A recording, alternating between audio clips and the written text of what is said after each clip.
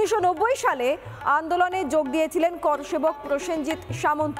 17 দিন থেকেছিলেন সংশোধনাগারে। রিপাবলিকে শোনালেন সেই ভয়াবহ অভিজ্ঞতা।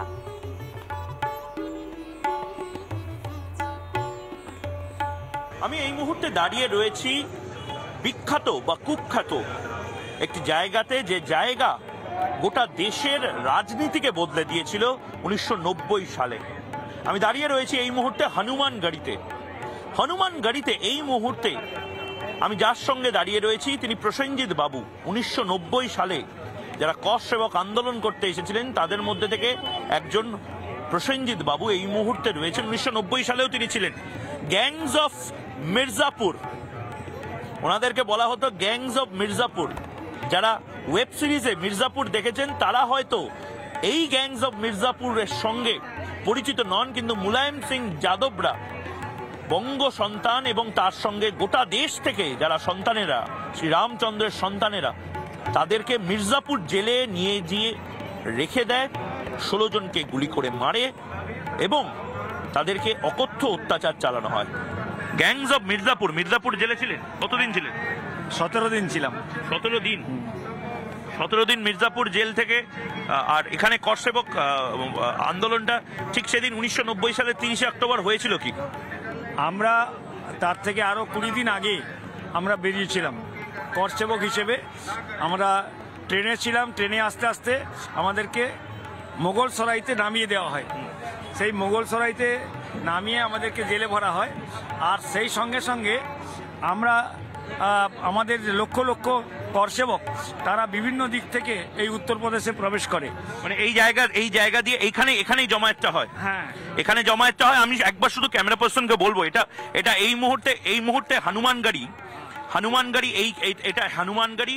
এখানে এটা ঠিক পেছনে একদিকে হচ্ছে দশরথের রাজপ্রাসাদ, একদিকে সোজা দশরথের রাজপ্রাসাদ এবং তার থেকে বাঁদিকে গেলে রাম জন্মভূমি বা রাম মন্দির যেখানে ছিল 500 বছর আগে সেই জায়গা।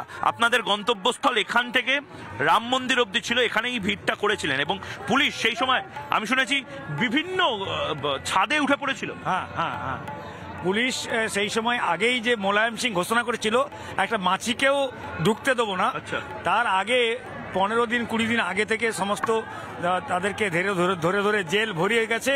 তারপরে ওই দিনও হাজার হাজার করসেবকরা এর নেতৃত্বে অশোক সিংহলের নেতৃত্বে তারা এগিয়ে আসে। প্রথম দিন ফিরে যায়। প্রথম দিন একদম এর চূড়ায় উঠে ধ্বংস করে ভাঙে।